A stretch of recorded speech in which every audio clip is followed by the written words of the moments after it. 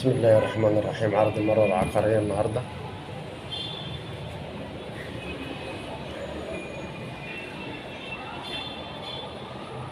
شقة تحفة ما شاء الله، حاجة جميلة جدا.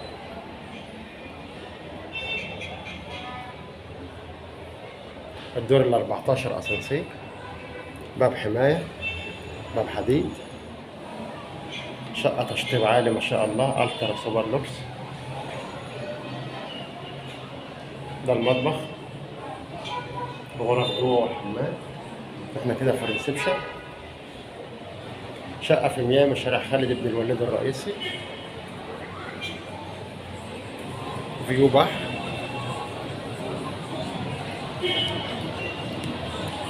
ده فيو بحر اهو يا جماعة، بالزوم اهو. تمام. ده كده فيو البحر. ده خالد بن الوليد، شارع خالد بن الوليد الرئيسي. دي الفرندا، قاعدة جميلة جدا وجو جميل. شقة مصيفية ما شاء الله عليها، من الطراز الأول، حاجة جميلة جدا.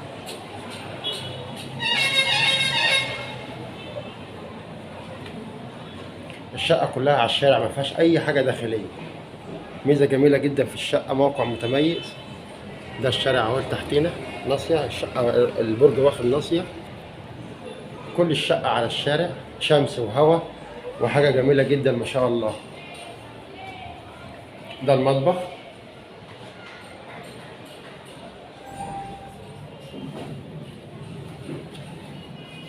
عندنا هنا كده الحمام. ده الحمام. ده كده الريسبشن. ندخل هنا كده في الطرقة. عندنا أول غرفة، شقة 3 غرف.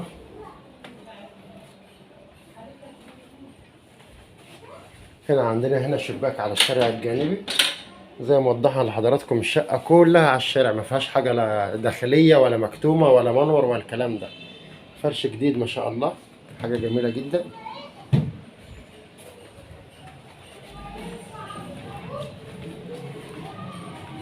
الغرفة رقم 2.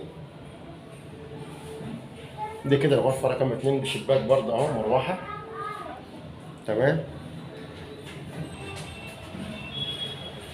الغرفة رقم 3.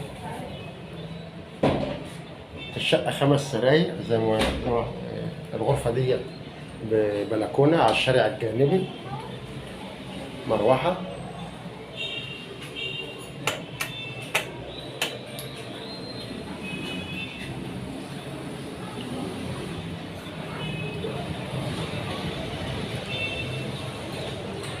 دي بلكونة خاصة بالغرفة. فيو ممتاز، موقع متميز، حاجة جميلة جدا. ده كده شارع خالد بن الوليد، زي ما حضراتكم شايفين، حاجة جميلة جدا ما شاء الله. الشقة معمولة، معظمها معمول سيراميك.